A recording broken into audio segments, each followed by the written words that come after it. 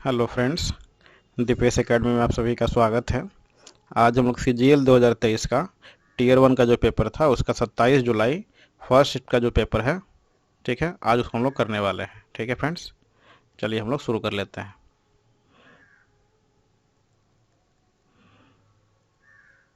ये 27 जुलाई first shift का paper है। चलिए देखिए, पहला क्वेश्चन है साइन थीटा, यदि थीटा 1 पर थीटा 2 दिया हुआ है π/2, और इसका मतलब क्या होता है 90 डिग्री, ठीक है ना। और साइन थीटा 1 का वैल्यू दिया हुआ 1/2, और थीटा 1 यहाँ पे तभी, ये जो मेरा 1/2 है ये तभी पॉसिबल होगा जब थीटा 1 का वैल्यू क्या हो जाएगा 30 डिग्री होगा, ठीक है। यदि साइन 30 का वैल्यू क्या होता है 1/2 होता है, क्लियर है। तो इसलिए मेरा थीटा 2 क्या हो जाएगा, थीटा 2 हो जाएगा मेरा 90 - 30 यानी 60 डिग्री, ठीक है। और यहाँ पे दिया हुआ पाई में वैल्यू दिया हुआ है, तो इसको हम कन्वर्ट कर लेते हैं पाई में। 60 त्रिके 180 यानी π/3, जो ऑप्शन नंबर 3 में है। देखिए नेक्स्ट क्वेश्चन है, दिए गए चित्र में a b equal to a d equal to 9 centimetre और a c equal to a is equal to 13 centimetre और b c is equal to 15 centimetre, तो ई डी ज्ञात कीजिए। तो ई डी का वैल्यू निकालना है, ठीक है ना। देखिए दो ट्रायंगल है, और ट्रायंगल ए बी सी और ट्रायंगल ए डी ई, ठीक है ना। इसमें जो है मेरा a b equal to a d यानी a b equal to a d मेरा दिया हुआ है, और ए सी इक्वल टू ए ई, जो मेरा ए सी है ये मेरा ए ई के बराबर है, ठीक है।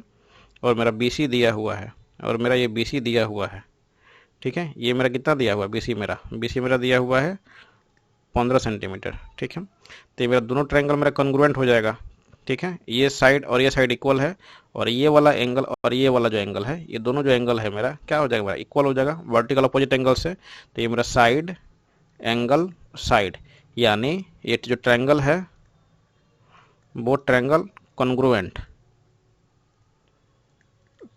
है एस ए एस से, साइड एंगल साइड से, क्लियर है। तो जब मेरा ये जब कॉन्ग्रुएंट है तो ये मेरा एक रेशियो बनाएगा, ठीक है। यानी ए सी बट्टे a e equal to a b बट्टे a d equal to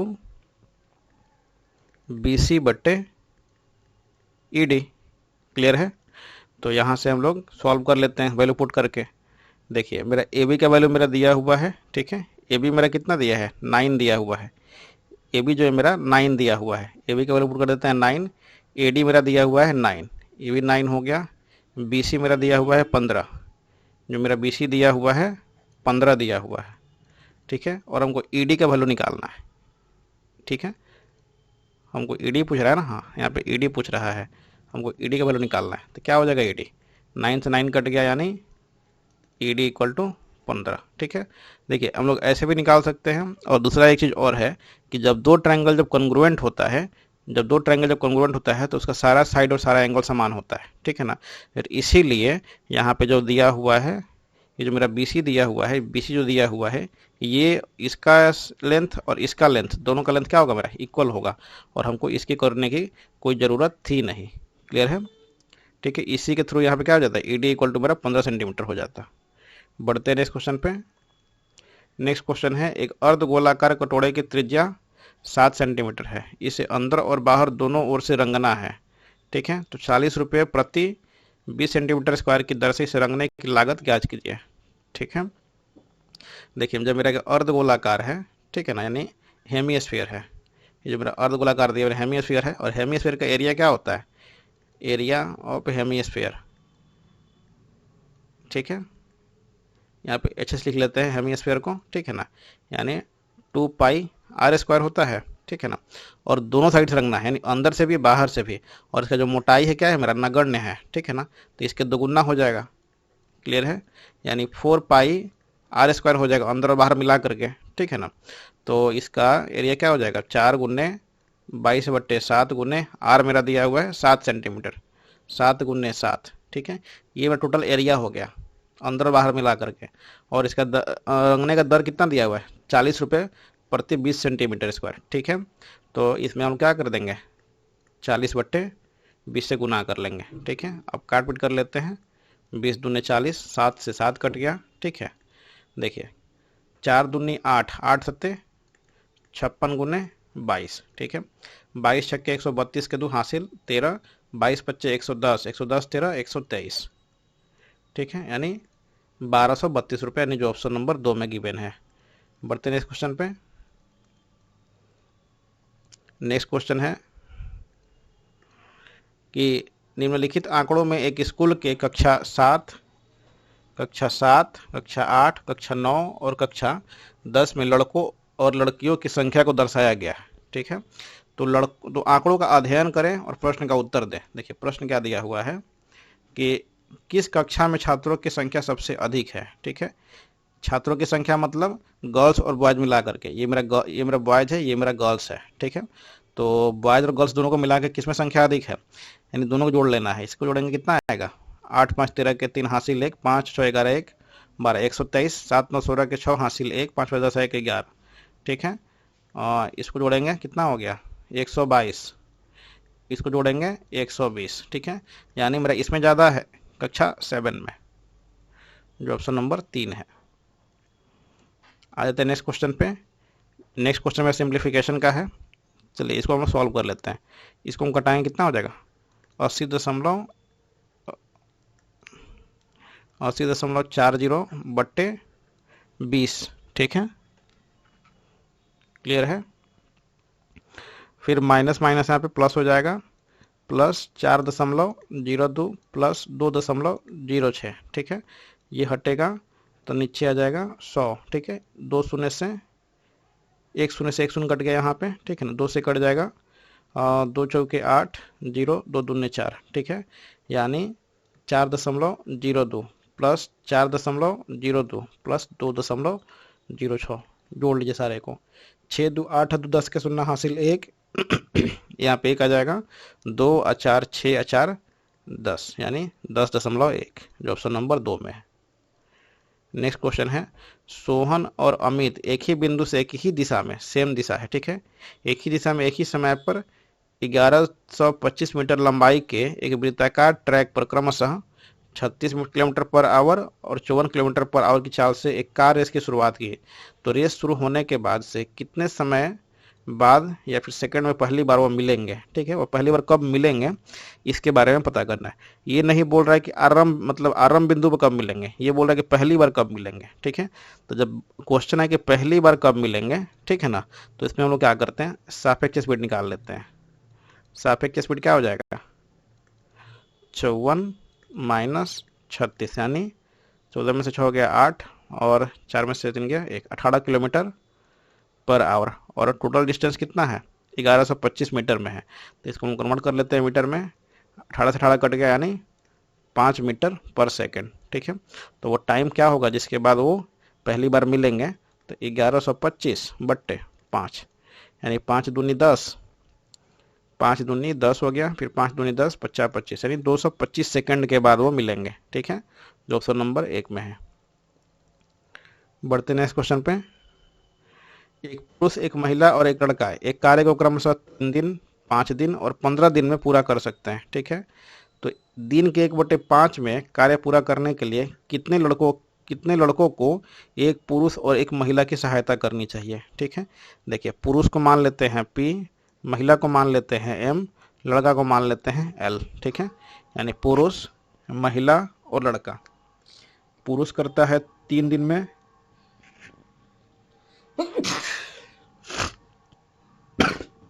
sorry,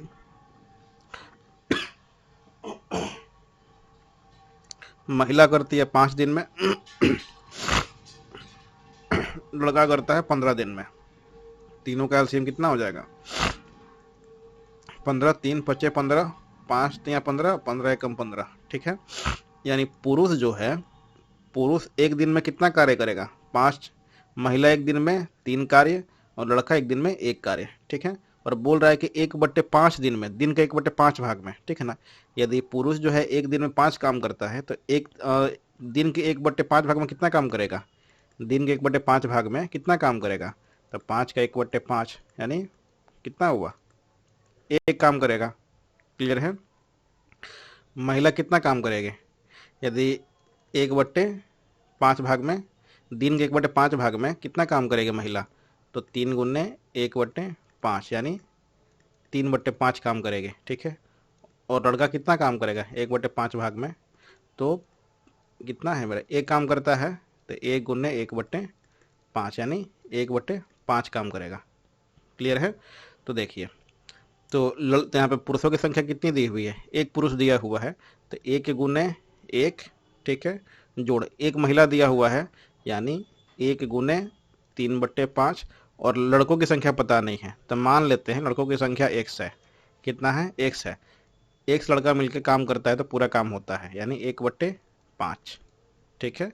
x लड़का मिलकर काम करेगा तो ये पूरा काम कंप्लीट होगा, और पूरा काम कितना दिया हुआ है, 15 दिया हुआ है, जो इसके इक्वल हो जाएगा, ठीक है। इसको हम लोग सॉल्व कर लेंगे। कितना हुआ, 1 + 3/5 + x/5 इज इक्वल टू 15, ठीक है। यानी कितना हो गया,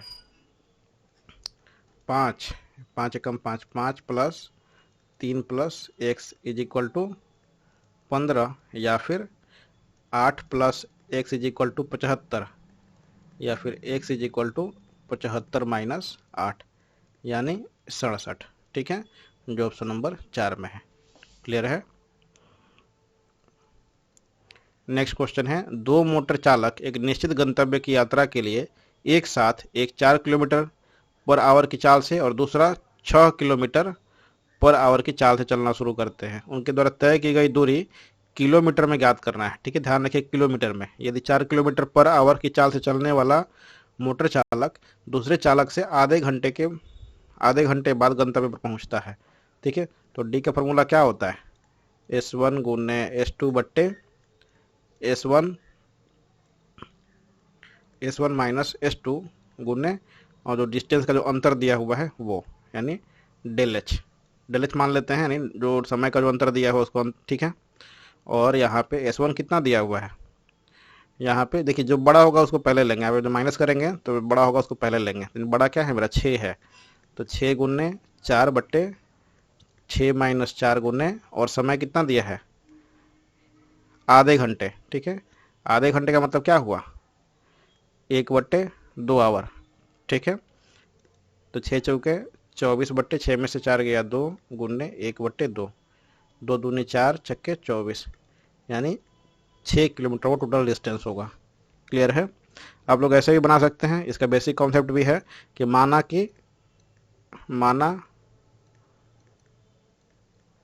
कुल दूरी मेरा x है, यानी x/4 - x/6 is equal to 1/2 hour. Clear है। दोनों का हम लोग हटा लेंगे हम लोग, कितना हुआ, 6x में से 4x गया, 2x/24 is equal to 1/2। Clear है। तो x इज इक्वल टू 2 12 24 हो जाएगा ये, ठीक है ना, 2 छक्के 12, यानी x is equal to 6 kilometre. आप लोग दोनों कॉन्सेप्ट से बना सकते हैं। क्लियर है। बढ़ते रहे इस क्वेश्चन पे। 27,000 रुपये पे इस दर पे यानी 14.2/3% की दर से 8 महीने का साधारण ब्याज निकालना है, ठीक है। तो ऐसा ही क्या हो जाएगा, यानी effective rate of interest of SI क्या होता है, रेट गुने समय। तो रेट मेरा कितना दिया है, 3 14 42 2 44, 44/3 गुने समय कितना दिया है, 8/12, ठीक है। यानी कितना हुआ, 4 × 12 4 × 11 44, ठीक है, यानी 88/9, ठीक है ना। और बोल रहा है कि 27,000 पे, तो SI कितना हो जाएगा, SI हो जाएगा 27,000 का 88/9% गुने 2 शून्य से 2 शून्य कट गया, ठीक है, 9 तिरके 27 30 गुना कर लीजिए, 3 8 24 के 4 हासिल 2, ठीक है। लास्ट में देखिए 3 8 24 होगा, यानी 1 0 के बाद 4 होगा यहाँ पे, यानी ऑप्शन नंबर 2। गुना करिए तो उतना ही आ जाएगा, 3 8 24 के 4 हासिल 2, 3 8 24 24 से 2 26 26 40। क्लियर है। निम्नलिखित में से 5 अंकों की सबसे छोटी संख्या कौन सी है जो 526 से पूर्णतः विभाज्य हो, ठीक है। तो 5 अंकों की सबसे छोटी संख्या क्या होती है, 1 पे 4 0 2 3 4, ठीक है ना। और 1 पे 4 0 को हम लोग डिवाइड करके देख लेंगे। देखिए सबसे पहले यहाँ पे हम चेक करेंगे कि जो 526 है और किसी मतलब कौन सी दो ऐसी संख्या है जिससे वो विभाजित हो जाती है, ठीक है। मतलब वो जो दो संख्या हम लोग जो खोजेंगे वो क्या होनी चाहिए, दोनों संख्या मेरा मेरा को प्राइम होना चाहिए, मतलब कि दोनों का जो HCF होना चाहिए वो क्या होना चाहिए, एक आना चाहिए। ठीक है, तो ऐसी संख्या इसमें मिल नहीं रही है तो उतना दिमाग हम नहीं लगाएंगे, ठीक है ना, सिंपली हम लोग इसको भाग कर लेंगे। यानी 526, 10 में से 6 गया 4, 9 में से 2 गया 7, 9 में से 5 गया 4, एक यहाँ पर उतरा, 5 9 45, 5 8 4 5 में 45, 9 में 9 12 चला जाएगा, 9 6 के 54 के 4 हासिल 5, 9 दूना 18, 18 5 23 के 3 हासिल 2, 9 5 45, 45 से 2 47। ठीक है, कट गया। 10 में से 4 गया 6, ये कट गया। ठीक है, यानी 526 में से 6 घटा देंगे, कितना हुआ 520। अब 520 को इसमें जोड़ देंगे, यानी ये हो जाएगा ऑप्शन नंबर 3। क्लियर है? बढ़ते नेक्स्ट क्वेश्चन पे। देखिए नेक्स्ट क्वेश्चन है, निम्नांकित ग्राफ का ध्यानपूर्वक अध्ययन कीजिए। और इसमें दिया हुआ है गेहूं का आयात दिया हुआ है। क्लियर है? ठीक है,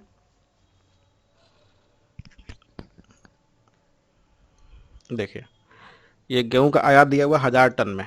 क्लियर है? देखिए क्वेश्चन क्या कहता है कि 1974 में आयात जो है 1971 के आयात का लगभग कितने गुना था। तो 1971 ये है, इसमें कितना आयात हुआ है 1600 का, 1974 में कितना हुआ है 6000 का। ठीक है, तो कितना गुना है, तो 6000 बट्टे 1600, 2 शून्य से 2 शून्य, ये काट देंगे 16 से, 16 3 48, 12 60 दशमलव, कितना हो जाएगा 16 3 48, 12 60 होता है, और 16 5 80, 16 6 96, 16 7 72 से 112। ठीक है, यानी फिर 8 है 0, 16 5 80, 3.75, जो ऑप्शन नंबर 3 में। नेक्स्ट क्वेश्चन है, निम्न में से कौन सा छोटा अनुपात है। देखिए छोटा अनुपात है 5/6, 7/9, 11/12, 13/18। देखिए इसका और इसका दोनों का क्या है, मेरा अंतर सेम है, तो जो बड़ा होता है सबसे बड़ा हो जाता है। ठीक है ना, ये 11/12 सबसे बड़ा हो जाएगा, तो छोटा कौन सा होगा 5/6। ठीक है, यानी ये तो ख़त्म हो गया मेरा। ठीक है, अब देख लेते हैं इस तीनों में, तो 6 7 42 और 9 5 45, 6 7 42, 9 5 45, यानी ये भी ख़त्म हो गया। तो 13 6 78 और 18 5 90, 13 6 78, यानी ये भी ख़त्म हो गया, यानी ऑप्शन नंबर 2 जो हो जाएगा 13/18। नेक्स्ट क्वेश्चन है, निम्न आकृति में ओ वृत्त का केंद्र है, इसकी दो जीवाएं हैं ए बी और सी डी, एक दूसरे को वृत्त के अंदर बिंदु पी पर प्रतिच्छेद करती हैं। यदि a b is equal to इतना, p B is equal to इतना, c p is equal to इतना, तो पी डी का माप पता करना है। ठीक है, तो इसका सिंपल सा फॉर्मूला होता है कि जो भी मेरा दिया हुआ है यहाँ पे, जहाँ पे यहाँ पे कट करती है पी पे, ठीक है ना, यानी ए पी गुने P B is equal to D P गुने पी सी। क्लियर है? देखिए मेरा ए बी दिया हुआ है 18, ठीक है ना, और पी बी दिया हुआ है 6, तो ये कितना हो जाएगा, ये 12 हो जाएगा। और मेरा सी पी दिया हुआ है 4, तो हमको पी डी निकालना है, तो सबका वैल्यू आप पुट कर लीजिए। तो ए पी मेरा दिया हुआ है 12 गुने पी बी मेरा दिया हुआ है 6, डी पी मेरा है नहीं दिया, इसको x मान लेते हैं, गुने और पी सी को मान लेते हैं, पी सी दिया हुआ मेरा 4। ठीक है, यानी 4 3 12, यानी x इज इक्वल टू 18। ठीक है, जो ऑप्शन नंबर 1 में है। बढ़ते हैं इस क्वेश्चन पे। अशोक और अनिल एक काम को 4500 में करने का ठेका लेते हैं। देखिए अशोक है यहाँ पे, तो इसको मान लेते हैं ए के, यहाँ पे अनिल है तो इसको मान लेते हैं ए एल। ठीक है, अशोक अकेले उस काम को 8 दिनों में और अनिल अकेले उस काम को 12 दिनों में पूरा कर सकता है। ठीक है ना, और वह अमर की सहायता से उन्होंने 4 दिन में काम को पूरा कर दिया। देखिए अमर को मान लेते हैं ए आर। ठीक है, तो इस राशि में अमर का हिस्सा कितना हुआ। ठीक है, देखिए अशोक है ए के, अनिल है ए एल और अमर है ए आर। ठीक है, अशोक जो है कितने दिनों में काम करता है 8 दिनों में, अनिल जो है 12 दिनों में और अमर जो है 4 दिन में। ठीक है, तीनों का तीनों का एलसीएम आ जाएगा 24, 8 तिरके 12 दूने 4 छक्के। ठीक है, नहीं अमर की सहायता से कर रहा है ना, यानी अमर प्लस अनिल प्लस अशोक, ठीक है। यानी अशोक, अनिल और अमर तीनों मिल करके 4 दिन में करते हैं ना, ठीक है। यानी इसमें इसमें अमर का एफिशिएंसी कितना आ गया, 6 में से घटा देंगे इसको 5 यानी 1, अमर का एफिशिएंसी आ गया 1, ठीक है। और इसमें अमर का हिस्सा पूछ रहा है, तो जो जो जो पैसा जो बटता है, ठीक है ना, वो इफिशियंसी के रेशियो में बढ़ता है, ठीक है। यानी अमर का एफिशिएंसी है 1 और पूरे का एफिशिएंसी कितना है 6, ठीक है। तो 1/6 गुने 4500, कटा लीजिए इसको, 6 सत्ते 42, 3 जीरो 6 पच्चे 30, यानी अमर को कितना मिलेगा 750 रुपये मिलेगा। क्लियर है, जो ऑप्शन नंबर 2 में है। देखिए, यदि पेट्रोल की कीमत में 81% की वृद्धि हो जाती है तो पेट्रोल पर होने वाले व्यय को अपरिवर्तित रहने के लिए उपभोक्ता द्वारा पेट्रोल की खपत में कितने प्रतिशत की कमी की जानी चाहिए। देखिए, मान लेते हैं पहले मेरा कीमत 100 था, अब बढ़ करके कितना हो गया 181 रुपया हो गया, ठीक है। तो पहले खपत कितना करता होगा 181 करता होगा, तो अब उसको घटाए कितना लाना है 100 पे लेके आना है, ठीक है ना। देखिए, पहले मेरा जो कीमत था ये मेरा हो गया कीमत, जो कीमत का जो रेशियो होता है ठीक उसके वो मात्रा यानी क्वांटिटी, ठीक है, मात्रा के रेशियो का उल्टा होता है, ठीक है। तो जो कीमत का रेशियो क्या हो जाता है 100 से 181 हो जाता है, तो मात्रा का रेशियो क्या हो जाएगा 181 से 100 हो जाएगा, ठीक है। जब कीमत बढ़ जाएगा तो उसका मात्रा तो घट जाएगा ना, क्योंकि उतना पैसे में कम कम सामान आएगा, ठीक है। तो दोनों के बीच का अंतर कितना है 81 है, तो कितना कम करना पड़ेगा, यानी 181 से 100 हमको कम करना पड़ेगा। पहले हम 181 लीटर लेते थे, ठीक है, 100 रुपया में, अब हम लोग कितना ले पाएंगे 100 लीटर ही ले पाएंगे, ठीक है ना। तो कितना कम किए 81 लीटर हम लोग कम किए, तो परसेंटेज कमी कितना हो जाएगा 81/100, 181 गुने 100। देखिए, इसको कटाने थोड़ा सा डिफिकल्ट होगा, तो हम लोग क्या करते हैं, इसको मान लेते हैं एक कम कर देते हैं, इसको भी एक कम कर देते हैं, 80 हो गया। अब आसानी से कट जाएगा, ठीक है। यानी 1 शून्य से 1 शून्य कट गया, कितना आ गया 800/18, ठीक है। 18 चौके 72, 72 8 जीरो 18 चौके 72, यानी 44 से थोड़ा सा ज़्यादा आएगा। देखिए, 44 थोड़ा ज़्यादा इसी में है, ऑप्शन नंबर 2 में। क्लियर है, बढ़ते हैं इस क्वेश्चन पे। एक पेंटिंग को इतना में बेचने पर इससे 1300 में बेचने पर हुई हानि से 25% अधिक का लाभ होता है, तो 25% का लाभ प्राप्त करने के लिए विक्रय मूल्य क्या होगा, ठीक है। जैसे मान लेते हैं, जैसे ये क्वेश्चन दिया हुआ है, इसको समझिए पहले। ये 1300 में पहले क्या करता है बेचता है, ठीक है ना, तो इसको हानि होता है। क्लियर है, 1300 में बेचते पे इसका हानि होता है, तो इसका सीपी रहा होगा कुछ ना कुछ, ठीक है ना। तो यानी सीपी से कम कम होगा ना एसपी उसका, ठीक है। और अब वो बेच रहा है कितना में 1498 में वो बेच रहा है, ठीक है। पहले जो है 1300 में बेचता था, सीपी कुछ रहा होगा, लेकिन अब उसको प्रॉफिट हो रहा है। क्लियर है, यानी सीपी से उसको ज़्यादा में बेच रहा होगा। क्लियर है, और उसको प्रॉफिट कितना हो रहा है, जितना हानि होता है ना उससे 25% अधिक, ठीक है। यानी जितना इसका हानि हो रहा होगा उसका 25% उसका लाभ हो रहा है, यानी उसका 125% जो है ये दिया हुआ है। क्लियर है, देखिए, तो ये हो जाएगा 25% का फ्रैक्शन क्या होता है, यानी 25% का फ्रैक्शन हो जाएगा कितना 1/4, ठीक है ना। यानी 4 मेरा हानि था, ठीक है, तो उसको लाभ कितना हो गया 4 1 5, उसका एक लाभ हो गया। क्लियर है, जब हानि 4 हो रहा है, ठीक है ना, तो उसका लाभ कितना होगा 25% अधिक, यानी कितना 5 उसका लाभ हो जाएगा। क्लियर है, तो देखिए इस दोनों के बीच का गैप कितना है, इस लाभ, ये जो हानि है ये भी, और ये जो मेरा लाभ है ये भी, ठीक है ना। यानी लाभ और हानि को जोड़ेंगे तो इस दोनों के बीच का डिफरेंस निकल जाएगा, ठीक है ना। देखिए, सीपी से जो इसको हानि हो रहा है वो, और सीपी से जो लाभ हो रहा है ये, इस दोनों के बीच का डिफरेंस है ना ये, यानी पे हानि हो गया 4 रुपया और लाभ हो गया 5 रुपया, ठीक है ना। तो दोनों को जोड़ लेते तो कितना हो गया 9 रुपया, यानी 9 का जो वैल्यू है इस दोनों के अंतर के बराबर है। तो दोनों का अंतर कितना है, दोनों का अंतर है 198 रुपया, ठीक है। यानी 9 यूनिट का वैल्यू कितना हो गया 198, ठीक है ना। तो या तो हम लोग हानि निकाल लें या फिर हम लोग लाभ निकाल लें, ठीक है ना। अगर हम लाभ निकालेंगे तो जो विक्रय मूल्य उसमें से घटा देंगे तो मेरा सीपी निकल जाएगा। यदि हम लोग हानि निकालते हैं तो जो मेरा विक्रय मूल्य है उसमें हम जोड़ देंगे तो मेरा सीपी निकल जाएगा, ठीक है। दोनों में से कोई एक निकाल लेते हैं। देखिए चलिए हम लोग हानि निकाल लेते हैं।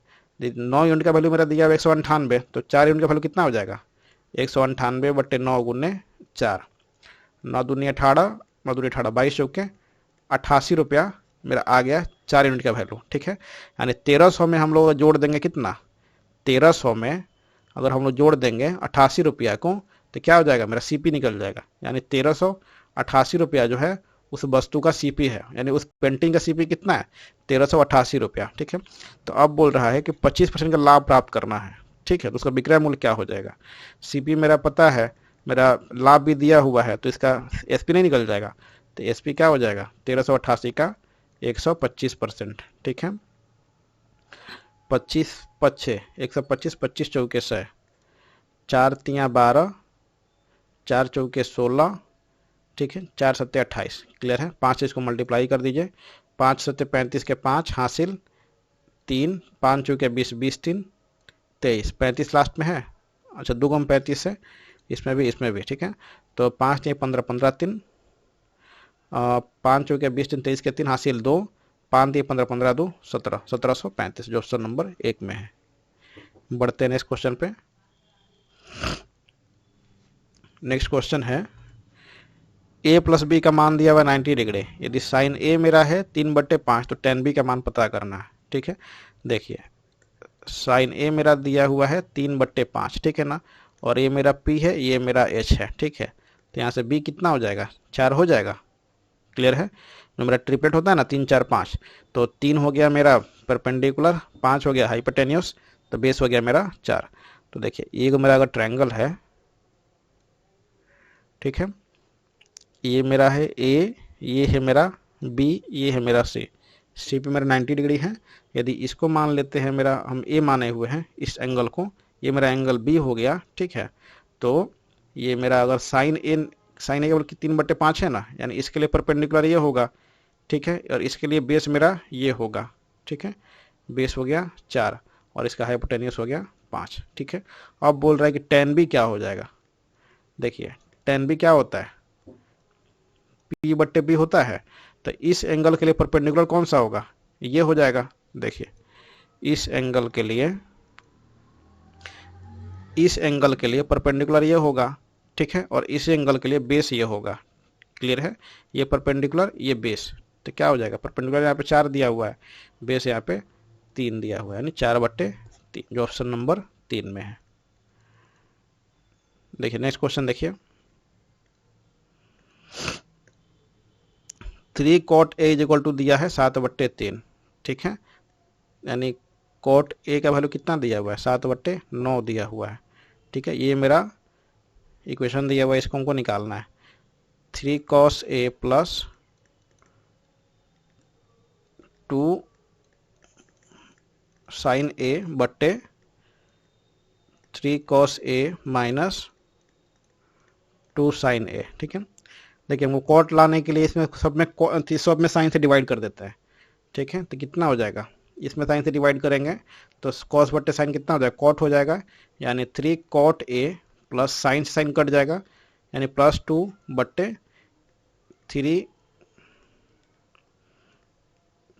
cot a - 2, ठीक है। और cot a कितना दिया हुआ है, 7/9, तो कितना हो जाएगा, 3 × 7/9 + 2, ये क्या हो गया,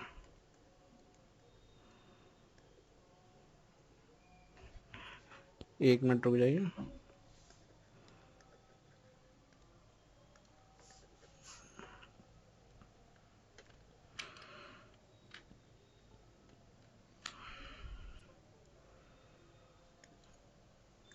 ठीक हो गया, देखिए यहाँ पे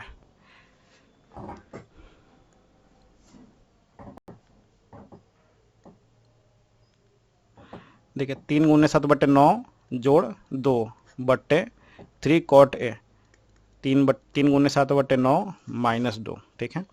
3 से 3 तिहाई 9 कट गया, 3 तिहाई 9, यानी 7/3 + 2, ठीक है, भाग्य 7/3 माइनस 2 कितना हो गया, 3 दूनी 6, 6 7 13/3 गुने 3 दूनी 6, 7 में से 6 हो गया 1, यानी 3/1, 3 से 3 कट गया, यानी 13 मेरा आंसर आ गया, जो ऑप्शन नंबर 4 में है। बढ़ते हैं नेक्स्ट क्वेश्चन पे। नेक्स्ट क्वेश्चन है 2x + 3y = 16, xy मेरा दिया हुआ है, तो यहाँ पे 8x³ + 27 y³ का मान पता करना है। देखिए जो मेरा 8x³ है, 2x का होल क्यूब है, और ये जो मेरा है 27 ये 3y का होल क्यूब है, ठीक है। यानी हमको निकालना है 2x का होल क्यूब प्लस 3y का होल क्यूब, हम लोग को पता करना है, ठीक है।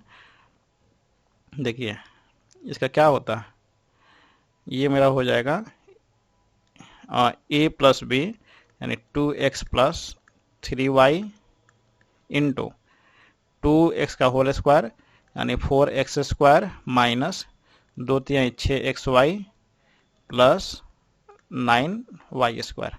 अब इसमें देखिए हम लोग को ये तो पता है, इसका वैल्यू पता है, ठीक है, इसका वैल्यू पता है, लेकिन 4x² प्लस 9y² का हमको वैल्यू नहीं पता है, ठीक है। तो इसको निकालने के लिए हम लोग इसका होल स्क्वायर कर लेते हैं, यानी साइड में कर लेते हैं यहाँ पे 2x + 3y का होल स्क्वायर क्या हो जाएगा, 4x² प्लस 9y² प्लस 2×3 6 दूना 12xy, 2x + 3y मेरा दिया हुआ है 16, 16 का स्क्वायर 256, ठीक है। 4x² प्लस 9y² प्लस 12 गुने 9 कितना हो जाए, 12 9 1800 यानी 108, ठीक है। यानी 4x² प्लस 9y² कितना हो जाएगा, 256 में से 108 को घटा देंगे, यानी 16 में से 8 गया 8, यहाँ बच्चा 4, यहाँ बच्चा 2 में से 1 गया 1, 148 बच्चा, ठीक है। तो अब हम लोग इसका वैल्यू निकाल सकते हैं। 2x + 3y का वैल्यू दिया हुआ है 16 गुने ये 4x² और प्लस 9y² का वैल्यू कितना दिया है 148 माइनस 6xy, तो xy का वैल्यू 9 है, तो 6 9 54, यानी 16 गुने घटा लेंगे 54 को, 8 में से 4 गया 4, 14 में से 5 गया 9, 16 × 5 80, 16 चौके 64, लास्ट में 16 चौके क्या होगा 64, लास्ट में 4 होगा, तो लास्ट में 4 इसी में है, जो ऑप्शन नंबर 1 इसका आंसर हो जाएगा।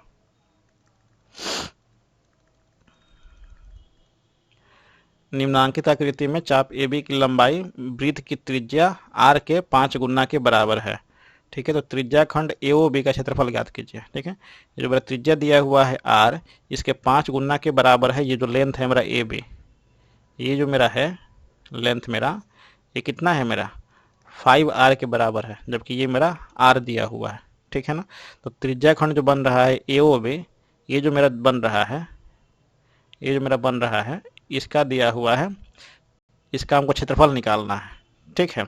तो ये जो मेरा जो भाग है मेरा AB, ये मेरा पूरे सर्कल का कितना भाग है, यानी जो मेरा AB है यानी 5R है मेरा, ये इस पूरे क्षेत्र पूरे जो सर्कल है मेरा इसका कितना भाग है,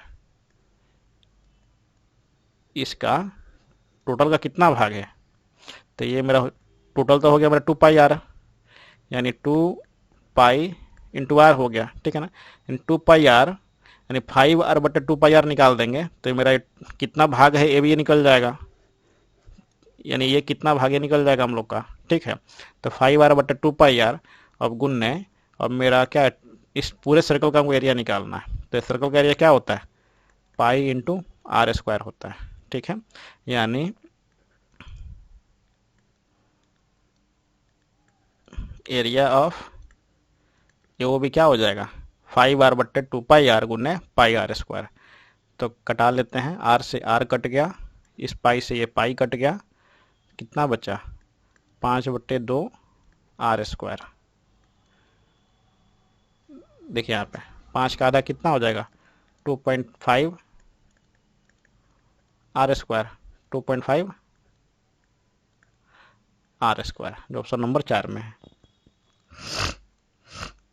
देखिए नेक्स्ट क्वेश्चन है कि एक रेडियो के अंकित मूल्य पर 25% की प्रारंभिक छूट देने के बाद एक दुकानदार बट्टाकृत मूल्य पर अतिरिक्त 12% की छूट देता है, तो रेडियो का अंतिम मूल्य कितना है? 792। ठीक है, तो मान लेते हैं कि इसका अंकित मूल्य कितना है, इसका अंकित मूल्य निकालना है हमको। तो माना कि अंकित मूल्य मेरा x है और हम लोग कोई भी छूट देते हैं किस पे देते हैं? अंकित मूल्य पे देते हैं। तो x का 25% का छूट यानी 75%। ठीक है, इसका 12% और दे रहा है, यानी 12% कितना हो गया? 100 में से 12 गया 88। ये मेरा आता है 792 के बराबर। इसको हम कटा लेते हैं। 25 3 75, 25 चौके 100, 4 22 88, यानी x इक्वल टू कितना हो गया? 792 गुन्ने 100/22। 22 से देखते हैं कटा के। 22 तिहाई 66, 66 और 13, 66 और 13 79। क्लियर है? 13 2 132, 22 छक्के 132। ठीक है, यहाँ पे 3 भी है ना, गुन्ने 3। ठीक है, तो इतना हो गया। 22 कट गया 36 बार में, और 3 12 36, यानी 1200, जो ऑप्शन नंबर 4 में है। बढ़ते हैं इस क्वेश्चन पे। देखिए नेक्स्ट क्वेश्चन है कि रिन्नी ने दो रंगों C1 और C2 को 2:3 में मिलाया। क्लियर है? यदि C1 का मूल्य दिया हुआ है 500 रुपये प्रति इकाई, और दोनों रंगों को जब मिश्रित कर देता है तो बन जाता है कितना? 650 रुपये प्रति इकाई की दर से वो बेचती है उसको।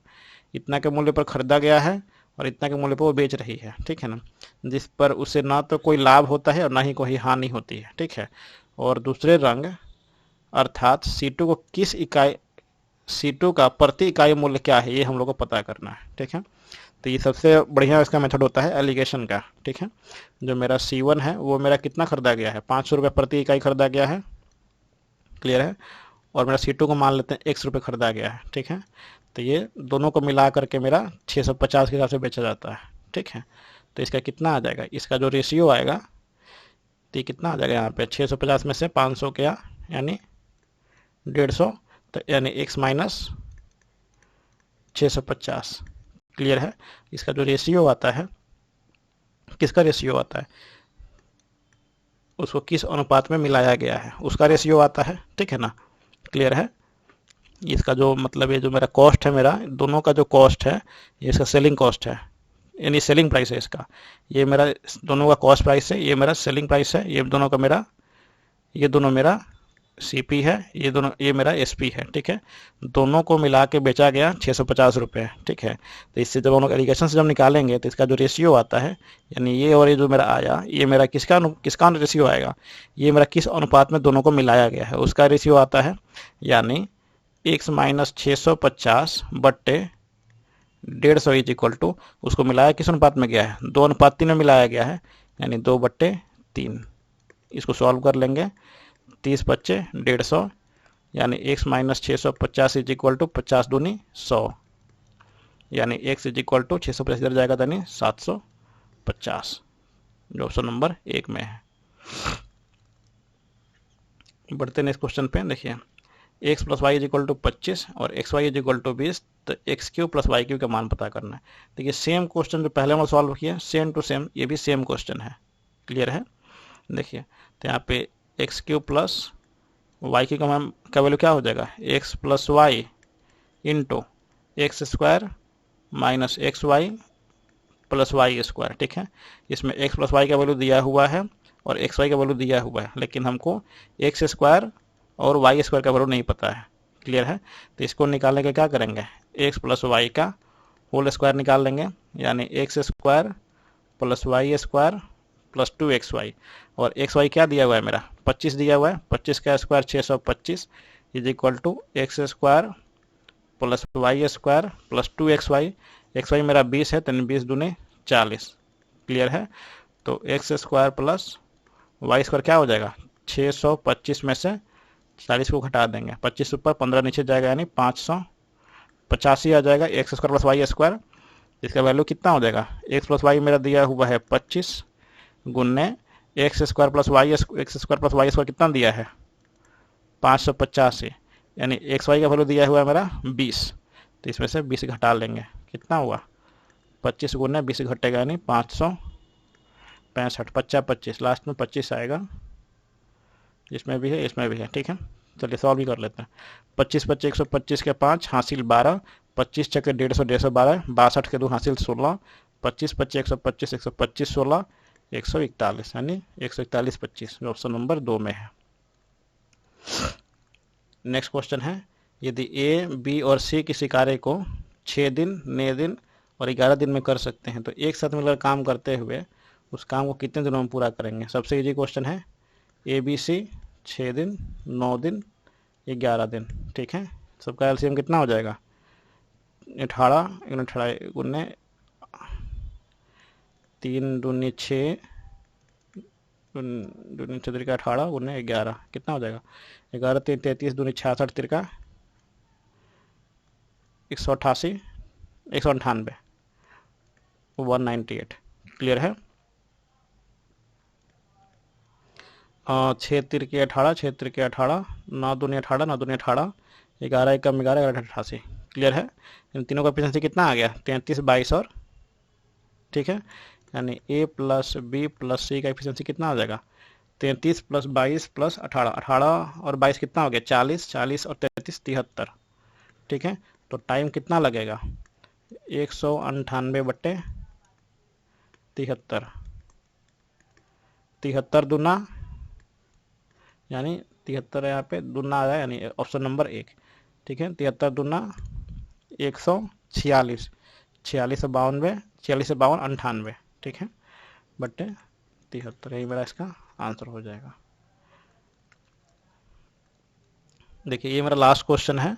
फ्रेंड्स, अगर आप लोगों को वीडियो पसंद आए तो प्लीज़ इस वीडियो को लाइक कीजिए, अपने फ्रेंड्स में शेयर करिए और प्लीज़ इस चैनल को सब्सक्राइब कर दीजिए। फ्रेंड्स, इस जो जितने भी सोल्यूशन मैं कराया हूँ इस सारे का मैंने एक प्लेलिस्ट बना दिया है, ठीक है ना।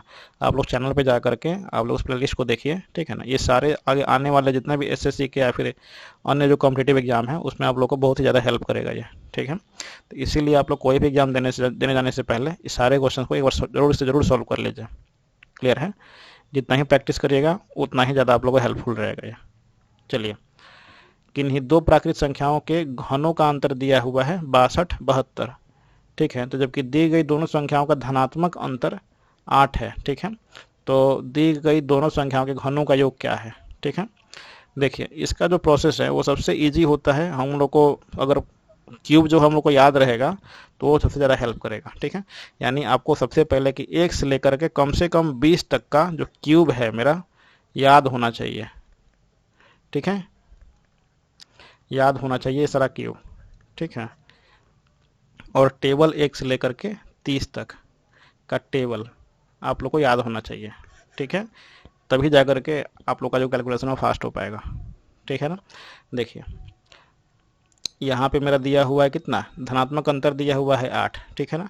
सबसे पहले देखिए ये कब संभव है 2, यहाँ पे अंतिम इकाई अंक पे मेरा जो 2 है, 6 2 7 2 जो है, इकाई अंक पे जो मेरा 2 है कब संभव है, जब शुरू हो, जब यहाँ पे 0 हो और लास्ट में मेरा 8 हो। क्लियर है। तभी ना जाके 10 में से 8 जाएगा तो 2 हो जाएगा, ठीक है। घनों का अंतर दिया हुआ है तो या तो मेरा 10 का क्यूब होगा और 2 का क्यूब होगा, तभी जाके आएगा। क्लियर है, ठीक है ना। देखिए सिंपली दिख ही रहा है यहाँ पे कि 20 का ये क्यूब है, ठीक है। हाँ ऐसे अगर यहाँ पे क्या क्या बता रहा था मैंने, यहाँ पे 0 और यहाँ पे 2 होना चाहिए, ठीक है ना।